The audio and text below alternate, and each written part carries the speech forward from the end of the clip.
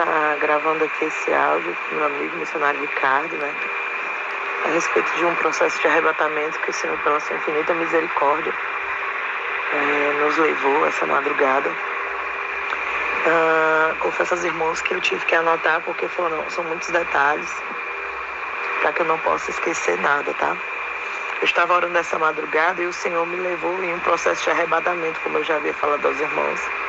E um anjo do Senhor veio até a mim e disse: tenho eu uma ordem para te levar até um lugar mais alto.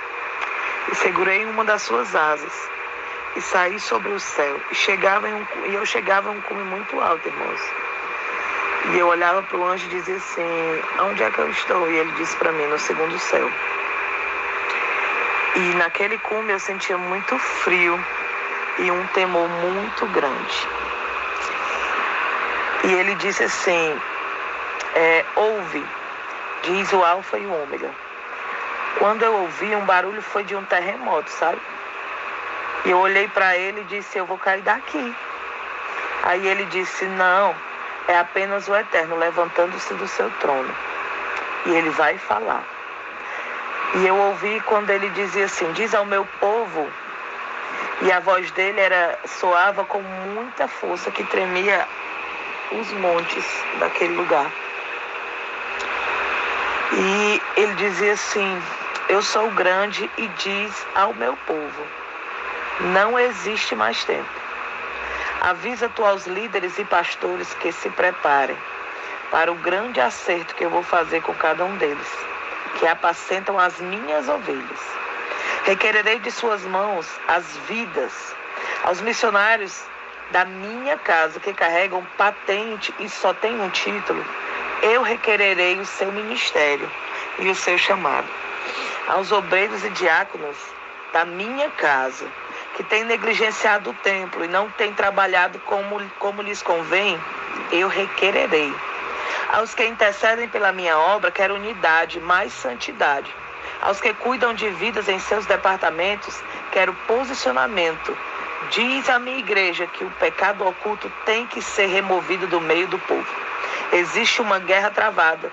Daí ele me disse: olha para o teu lado, para os teus lados, e olha para cima. E eu olhei para cima e vi uma grande guerra. Eu vi legiões de demônios lutando com os anjos. E logo em seguida, ele disse: agora entra na sala. E o anjo que me levou, ele me levava até uma sala que tinha um relógio gigante. E ele era todo de ouro. E esse relógio estava batendo já o tempo certo. E quando eu olhava, ele dizia assim: está chegando a hora. E eu pude ver anjos com trombetas nas mãos, em posição de toque. E ele dizia: está chegando a hora do grande acerto de contas.